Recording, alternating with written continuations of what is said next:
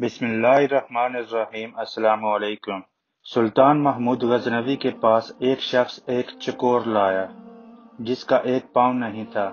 جب سلطان نے اس سے چکور کی قیمت پوچھی تو اس شخص نے اس کی قیمت بہت مہنگی بتائی۔ سلطان نے حیران ہو کر اس سے پوچھا کہ اس کا ایک پاؤں بھی نہیں ہے، پھر بھی اس کی قیمت اتنی زیادہ کیوں بتا رہے ہو؟ تو وہ شخص بولا کہ جب میں چکوروں کا شکار کرنے جاتا ہوں تو یہ چکور بھی شکار پر ساتھ لے جاتا ہوں۔ وہاں جال کے ساتھ اسے باندھ لیتا ہوں تو یہ بہت عجیب سی آوازیں نکالتا ہے اور دوسرے چکوروں کو بلاتا ہے۔ اس کی آوازیں سن کر بہت سے چکور آ جاتے ہیں اور میں انہیں پکڑ لیتا ہوں۔ سلطان محمود غزنوی نے اس چکور کی قیمت اس شخص کو دے کر چکور کو ذبح کر دیا۔ اس شخص نے پوچھا کہ اتنی قیمت دینے کے باوجود اس کو کیوں ذبح کیا؟